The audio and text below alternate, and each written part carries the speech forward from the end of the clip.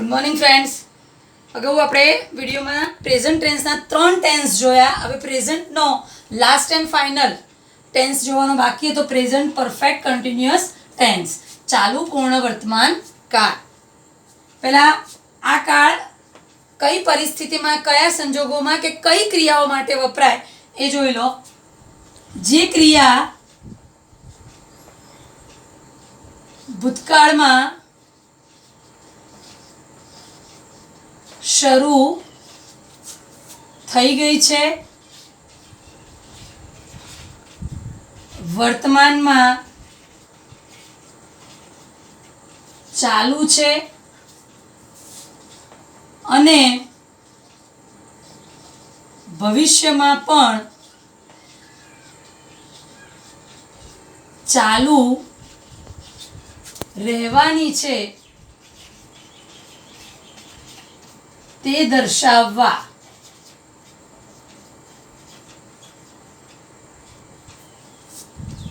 ખ્યાલ આવ્યો કે જે ક્રિયા ભૂતકાળમાં ચાલુ થઈ ગઈ છે, હજી એ ક્રિયા ચાલુ જ છે અને ભવિષ્યમાં પણ ચાલુ રહેવાની છે. ફોર એક્ઝામ્પલ, હું એમ કહું કે હું છેલ્લા 14 વર્ષથી અંગ્રેજી ભણાવી રહી છું, તો મારી એ ક્રિયા ભૂતકાળમાં ચાલુ થઈ ગઈ છે, હાલ હજી ચાલુ છે અને ભવિષ્યમાં પણ ચાલુ રહેવાની છે. એટલા માટે એ ચાલુ પૂર્ણ વર્તમાન કાળ કહેવાય છે. બરાબર. અને એની રચના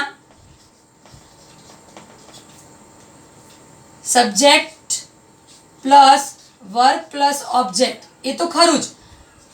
એટલે સબ્જેક્ટ પ્લસ વર્બ તરીકે અહીંયા આવશે હેવ કે હેઝ પ્લસ બીન પ્લસ ક્રિયાપદનું આઈએનજી વાળું સ્વરૂપ વત્તા અન્ય શબ્દો. ઓબ્જેક્ટ જો હોય તો આના પછી તરત જ આવે, વર્બ પછી ન હોય તો અન્ય શબ્દો, એ સમયસૂચક શબ્દો હોય કે બીજા કોઈ પણ શબ્દો હોય. બરાબર. હવે કયા શબ્દોથી આ કાળ સૂચવાય? સામાન્ય રીતે સિન્સ અને ફોર એ બંને શબ્દોનો આ ટેન્સમાં ઉપયોગ થાય છે. આ બંને સમયદર્શક શબ્દો છે.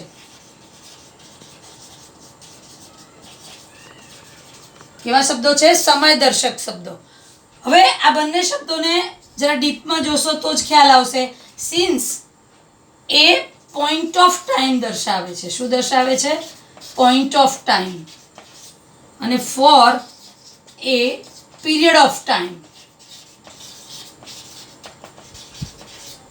એટલે કે સિન્સ છે એક્ઝેક્ટ સમય દર્શાવે છે અને ફોર છે એ આખો સમયગાળો દર્શાવે છે.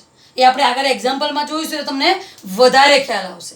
બરાબર. એટલે અત્યારે પહેલાં સાથે સાથે દરેક ટેન્સ જે આગળ પણ મેં ભણાવ્યા છે, હવે ભણાવું છું, સાથે સાથે આ જે હું બીબી વર્ક કરું, બોર્ડ પર લખવું, એ તમારે લખવાનું પણ છે, તો જ એ વધારે ડીપમાં ખ્યાલ આવશે. એટલે સાથે સાથે લખી પણ લેવાનું. બરાબર. એટલે પહેલાં લખી લો. આ ટેન્સને આપણે વધારે ડીપમાં એક્ઝામ્પલ થ્રુ જોઈશું. ચલો, હું એમ કહું કે હું છેલ્લા 14 વર્ષથી અંગ્રેજી ભણાવી રહી છું. બરાબર. હું છેલ્લા 14 વર્ષથી અંગ્રેજી ભણાવી રહી છું. એ 14 વર્ષથી, છેલ્લા 14 વર્ષથી એટલે આખો સમયગાળો બતાવે છે. બરાબર. મેં અગાઉ કીધું ને સિન્સ અને ફોર, સમયગાળો બતાવે એટલે કયો શબ્દ વાપરવાનો? ફોર. અને ચોક્કસ સમય બતાવે એટલે સિન્સ. બરાબર. આ વાક્યમાં આપણે બંને શબ્દ વાપરીને લખીશું એટલે તમને વધારે ખબર પડશે કે સિન્સ ક્યારે વપરાય, ફોર ક્યારે વપરાય. બરાબર. ચલો, સબ્જેક્ટ મતલબ આઈ, એટલે હેવ હેઝ તો ખબર પડી જ જાય તમને કે હેવ કોની સાથે આવે, હેઝ કોની સાથે આવે. આઈ જોડે હેવ. વાક્યની રચના આપણે લખાયેલી છે. Subject plus have has plus been. ભણાવવું માટે ટીચ શું કીધું છે મેં વર્બનું આઈએનજી સ્વરૂપ એટલે teaching I have been teaching શું ભણાવી રહી છું વર્બ ઓબ્જેક્ટ હવે ઇંગ્લિશ શું છે અહીંયા ઓબ્જેક્ટ છે એટલે subject plus verb plus object હવે બીજા અન્ય શબ્દો છેલ્લા 14 વર્ષથી મતલબ for the last 14 years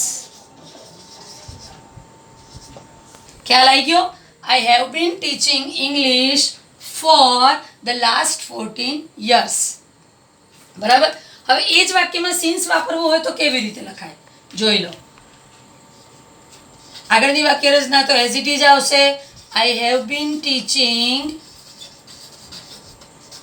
English since 14 વર્ષ એટલે 2006 સિન્સ 2006 હવે આ બરાબર સમજજો સિન્સ અને ફોર જો ફોર તો આખો પીરિયડ બતાવ્યો 14 વર્ષનો અને સિન્સ મતલબ એક્ઝેક્ટ સમય બતાવ્યો કે 2006 થી 14 વર્ષ જ અર્થમાં કોઈ ફેરફાર નથી થયો 14 વર્ષ જ રહ્યા પણ 14 વર્ષ મતલબ 2006 એટલે સિન્સ 2006 એ આખો પોઈન્ટ ઓફ ટાઈમ છે આ શું છે પોઈન્ટ ઓફ ટાઈમ એટલે ત્યાં સિન્સ વાપર્યું એમ કીધું હોય ને કે હું 2006 થી અંગ્રેજી ભણાવી રહી છું તો આ ઇંગ્લિશ આવે એનું બરાબર એટલે હવે જુઓ આપણે આ વાક્ય ઉપર ફ્રેમિંગ ક્વેશ્ચન અત્યારે જોઈશું અંડરલાઈન હશે ઇંગ્લિશ બરાબર અને બીજી અંડરલાઈન છે ફોર ધ લાસ્ટ 14 years હવે પહેલા ઇંગ્લિશનો પ્રશ્ન બનાવીશું કે છેલ્લા 14 વર્ષથી તમે કયો વિષય ભણાવી રહ્યા છો કયો માટે શું થશે English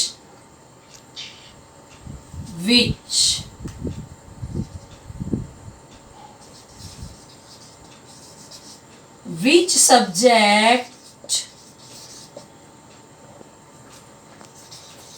have you been teaching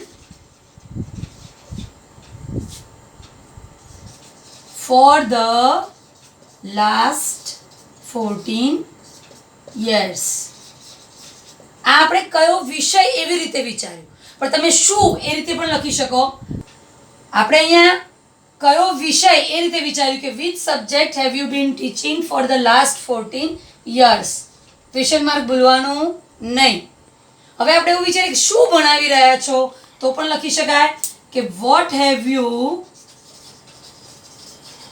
been teaching for the last 14 years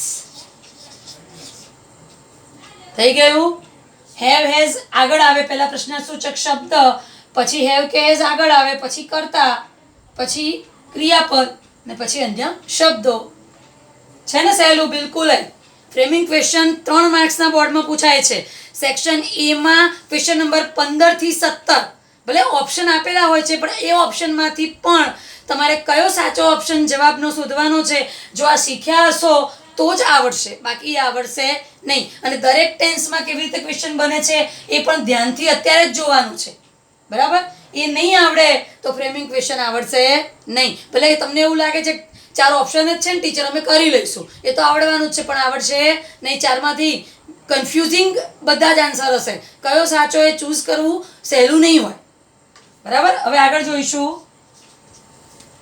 for the last 14 years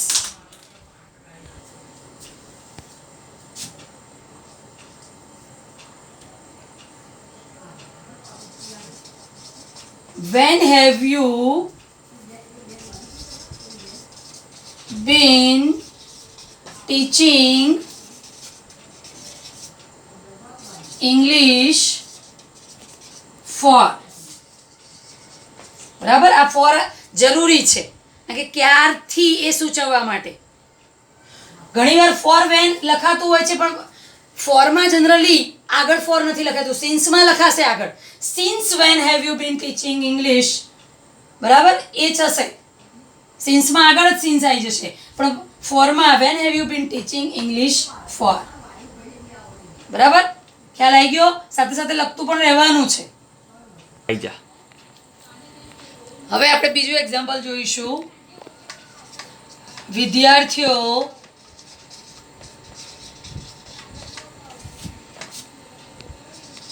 8 વાગ્યાથી ભણી રહ્યા છે. જુદા જુદા વિષયો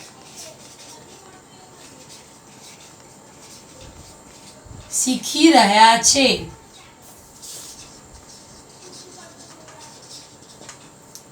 શું થશે અંગ્રેજી? વિદ્યાર્થીઓ મતલબ સ્ટુડન્ટ્સ અથવા પ્યુપિલ્સ, તમે જે લખવું હોય લખી શકો છો.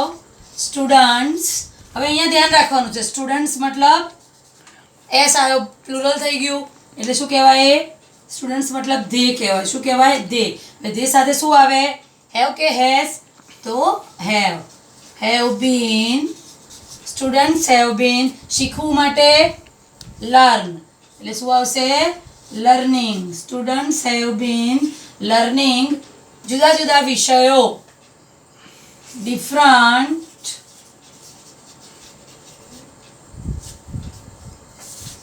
Subjects since. આપણે અહીંયા જુઓ એક્ઝેક્ટ સમય જ આપી દીધો છે 8 વાગ્યાથી, એટલે શું આવશે? સિન્સ વપરાશે. Since 8 o'clock. ખ્યાલ આવ્યો? અહીંયા આપણે પોઈન્ટ ઓફ ટાઈમ આપ્યો છે, પીરિયડ નથી આપ્યો. છેલ્લા 4 કલાકથી જો મેં એવું કીધું હોત તો એ વખતે શું આવત? 4 આવત. બરાબર, 4 આવત. પણ આપણે અહીંયા એક્ઝેક્ટ સમય આપ્યો છે 8 વાગ્યાથી, એટલે સિન્સ 8 o'clock. ખ્યાલ આવી ગયો?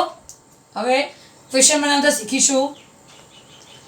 અંડરલાઈન હશે સિન્સ 8 o'clock. તો કેવી રીતે ક્વેશ્ચન બનશે? સિન્સ વેન, ક્યારથી? Since when have students been learning different subjects? Question marks ભૂલવાનું નથી.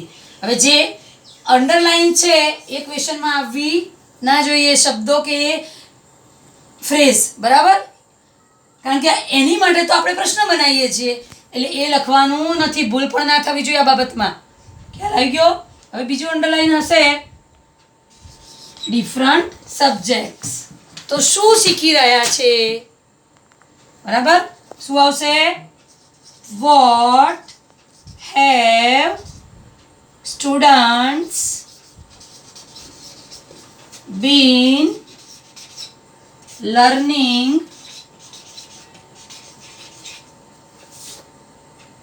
since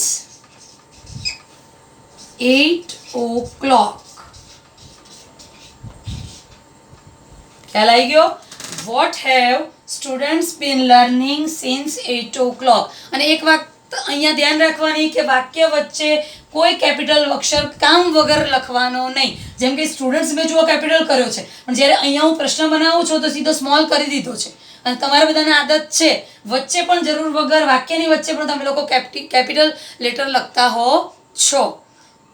બરાબર, હા, નામ હોય, કોઈ નદીનું નામ હોય, પર્વતનું નામ હોય, કોઈ સ્પેશિયલ જગ્યાનું નામ હોય, બરાબર, તો ધર્મપુસ્તકનું નામ હોય, બરાબર, ધારો કે ધ તાજમહેલ, ધ અરબ સાગર, તો એ બધાની આગળ the Gita, the Ramayana, the Mahabharata, તો ત્યારે એ કેપિટલ અક્ષરમાં લખાય. બરાબર, ધારો કે મહાભારતનો એમ, ગીતાનો જી, ભગવાન માટે કોઈ શબ્દ વાપરતા હોઈએ, ગોડનો જી, ઓલમાઇટી, તો ભગવાન માટે જ આપણે વાપરીએ છીએ સર્વશક્તિમાન, ત્યારે ઓલમાઇટીનો એક કેપિટલ લખાય. પણ જરૂર વગર વાક્યની વચ્ચે કોઈ કેપિટલ લેટર જોઈએ નહીં. બરાબર, સમજ પડી? આ પણ સાથે સાથે લખતું રહેવાનું છે.